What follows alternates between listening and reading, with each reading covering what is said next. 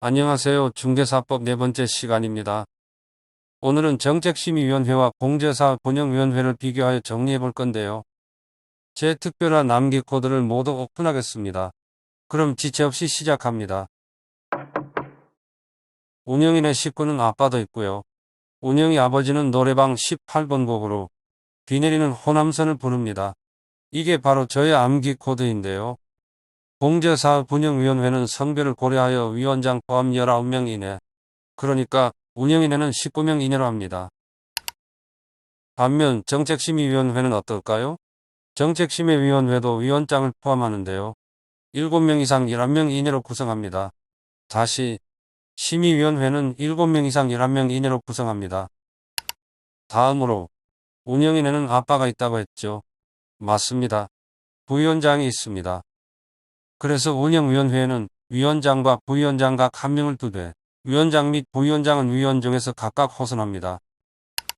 네, 바로 비 내리는 호남선은 여기에서 나오는 연상 암기 단어입니다. 또한 대행도 부위원장이 하죠. 반면 정책심의위원회는 부위원장이 없죠. 위원장은 국토교통부 제1차관이며 국토교통부 장관이 아닙니다.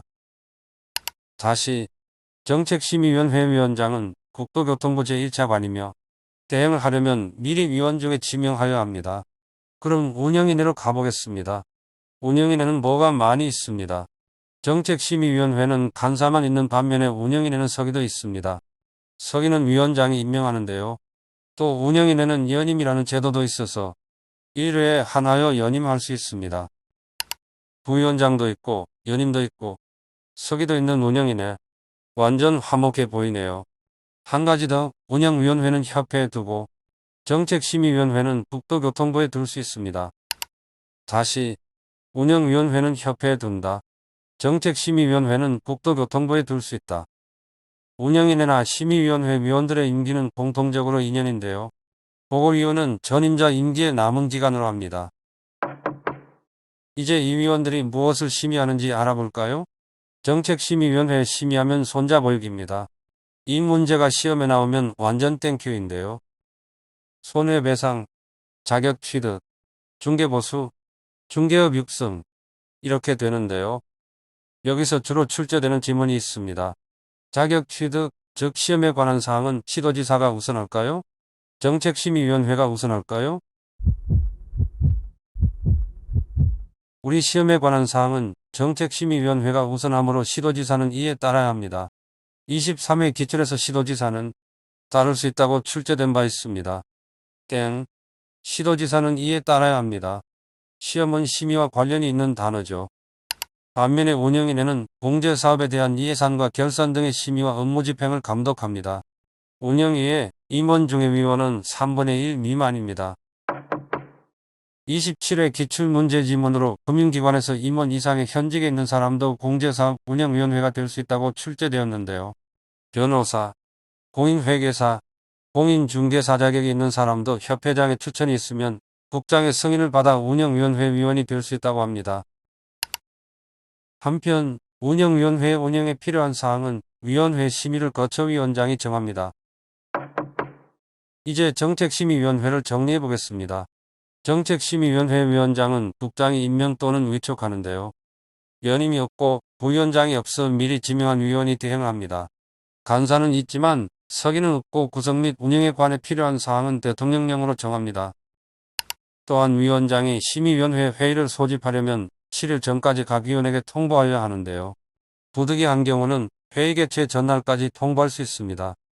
심의위원회 위원이 다음에 어느 하나에 해당하는 경우에는 심의위원회 의결에서 제척되는데요. 암기 코드는 당친연대입니다. 당사자, 당사자의 친족, 증언, 연구, 용역 등을 한 위원인 경우, 대리인이었던 위원인 경우에는 해당 안건의 심의, 의결에서 제척됩니다. 위원 본인은 해당 안건에서 회피하여야 합니다. 회피하지 아니한 경우 국장이 해당 위원을 해촉할 수 있습니다. 다시 당친연대는 제척, 본인은 회피, 회피 안 하면 해촉됩니다. 다음은 심의위원회와 운영인회의 심의의결입니다. 저는 제출계 출찬이라고 부르는데요. 제적위원과 반수의 출석으로 개의하고 출석위원 과반수의 찬성으로 의결됩니다. 제출계 출찬의 제적위원 과반수의 출석으로 개의하고 출석위원 과반수의 찬성으로 의결됩니다. 5분 만에 정책심의위원회와 운영위원회의 모든 것을 알아보았는데요. 한 테마로 출제되면 이 안에서 지문을 만들기 충분할 것 같습니다. 다음은 협회입니다. 협회 또한 매년 출제되는 파트인데요. 법인 민법 중 비영리 사단법인에 관한 규정을 준용합니다. 재단법인이라든가 조합의 규정을 적용한다고 하면 틀린 지문입니다. 다시 협회는 개업공인중개사들의 단체를 말하며 민법, 비영리 사단법인에 관한 규정을 준용합니다. 협회 설립의 절차의 암기 코드는 발창인기인데요. 먼저 개공회원 300인 이상이 8개인이 되어 정관을 작성한 후 서명 날인을 합니다. 그 다음으로 개공회원 600인 이상, 여기에는 서울에서 100인 이상, 광역시, 도 및 특별자치도에서 각 20인 이상의 회원이 참여해야 하는데요. 그렇게 창립총회에 출석한 600인 이상의 회원 과반수의 동의를 받아야 합니다.